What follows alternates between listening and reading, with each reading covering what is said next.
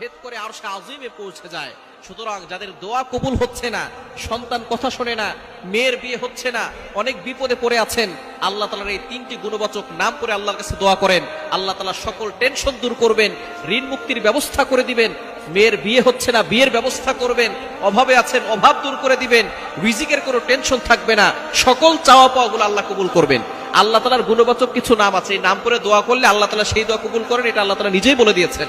কোরআন খুলেন, আল্লাহ বলছেন 9 নম্বর পারা 13 নম্বর পৃষ্ঠার 4 নম্বর লাইন, সূরা আরাফের 180 নম্বর আয়াতে আল্লাহ বলছেন, ওয়ালিল্লাহিল আসমাউল হুসনা ফাদউহু বিহা।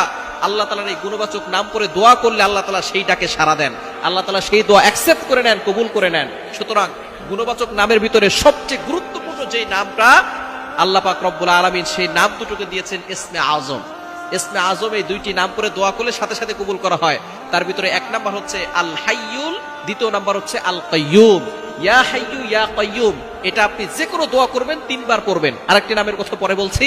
এই ইয়া হাইয়ু ইয়া কাইয়ুম এই দুইটি নামকে বলা হয় ইসমে আজম। এই দুইটি নাম আয়াতুল কুরসির ভিতরে রয়েছে। আয়াতুল কুরসি যত আয়াত আছে কোরআনের ভিতরে সর্বশ্রেষ্ঠ আয়াত হচ্ছে আয়াতুল কুরসি। 3 নম্বর পারার 1 নম্বর পৃষ্ঠার 8, 9, 10, 11, 12 নম্বর লাইনগুলোতে সূরা বাকারার 255 নম্বর আয়াতে হচ্ছে আয়াতুল কুরসি। এই আয়াতুল কুরসি এত ফজিলতপূর্ণ একটি আয়াত। এই আয়াতুল কুরসির ভিতরে আল্লাহর পরিচয় রয়েছে এবং কুরসি সম্পর্কে আলোচনা আছে। সুতরাং আয়াতুল কুরসির ভিতরে রয়েছে আল্লাহু লা ইলাহা ইল্লা হুয়াল হাইয়ুল কাইয়ুম।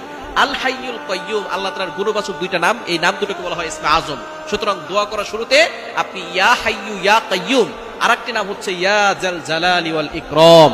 এই নামটা আমরা অনেকেই জানি, এই নামের ফজিলত সম্পর্কে আমরা অনেকে জানি। এখন আর ফজিলত বলবো না, ইয়া জাল জালালি ওয়াল ইকরাম পড়ে দোয়া করলে আল্লাহ তাআলা সেই দোয়াটা কবুল করেন। সুতরাং আপনি এই তিনটি নাম ইয়া হাইয়ু ইয়া কাইয়ুম ইয়া জাল জালালি ওয়াল ইকরাম, এই তিনটি নাম 3 বার পড়ে এরপরে আপনি আল্লাহর কাছে দোয়া করবেন। অবশ্যই শুরুতে দুরূদ শরীফ পড়বেন। দুরূদ শরীফ না পড়লে কোনো দোয়া আল্লাহর কাছে পৌঁছে না।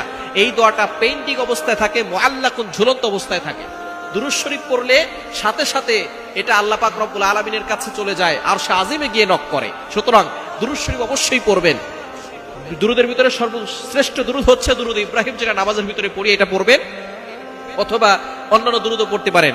আপনি দুরূদ শরীফ পড়বেন যে কোনো নামাজের পরে, অথবা তাহাজ্জুদের সময় আমলটা করতে পারেন।